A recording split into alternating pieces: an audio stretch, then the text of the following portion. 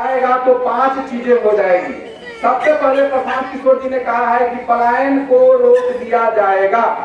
पलायन का मतलब है कि आपका बच्चा जब सियाना होता है, पढ़ लिख के जब योग्य होता है या नहीं भी पढ़ा रहता है, अगर बड़ा हो जाता है, जब उसके ऊपर परिवार की जिम्मेवारी आती है तो वो लोग कमाने के लिए, चूंकि यहाँ व्यवस्था नहीं है तो उनको बाहर जाना पड़ता है। वहाँ रोजगार के लिए अपने घर को, परिवार को, सब चीज को छोड़ के जाना पड़ता है और वहाँ 10, 12, 15 हजार की नौकरी करता है आदमी।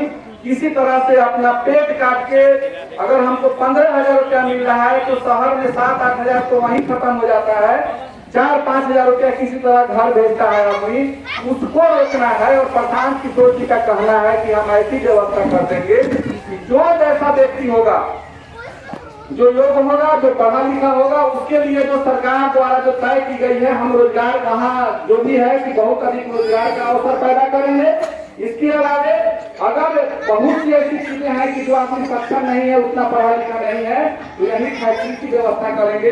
यही बहुत सी ऐसी चीजों की व्यवस्था करेंगे कि 500, 700, 1000 रुपया पर डे एक आदमी कमा सकता है।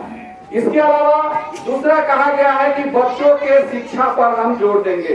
प्रशांत किशोर जी का कहना है कि हम जो बच्चे टेक्निकल पढ़ाई पढ़ना चाहेंगे, कुछ भी पढ़ाई पढ़ना चाहेंगे, उसकी व्यवस्था हम लोग पूरी तरह से निःशुल्क कराएंगे और हम अधिक से अधिक यहाँ से योग्य व्यक्तियों को, चाहे वो जिस क्षेत्र में जाना चाहते हैं, उसकी व्यवस्था करने के लिए हम लगेंगे।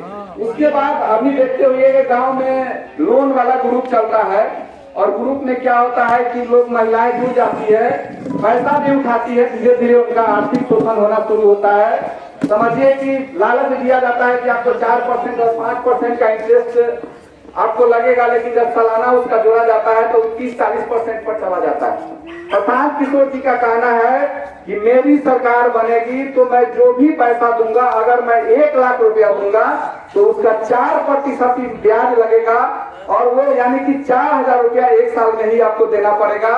पैसा हम उस स्थिति में मुहैया कराएंगे कि आपको कोई ना कोई काम करने का हुनर सिखाएंगे और उस काम को करने के लिए हम पैसा मुहैया कराएंगे, उसके लिए मार्केट की व्यवस्था कराएंगे ताकि आपका सामान आसानी से बिक सके। इसके लिए प्रशांत जी प्रयासरत है। इसके अलावा प्रशांत जी का सबसे बड़ा अभी जो फोकस है वो किसानों पर है, गांव के लोगों पर है। उनका कहना है कि अगर हमारी सरकार आती है तो मनरेगा जो है उसको, मनरेगा के जो मजदूर है उसको कृषि से जोड़ा जाएगा। कृषि से जोड़ने के बाद जो भी रोजगार चाहते होंगे उनको किसी जमीन वाले के यहाँ जाके काम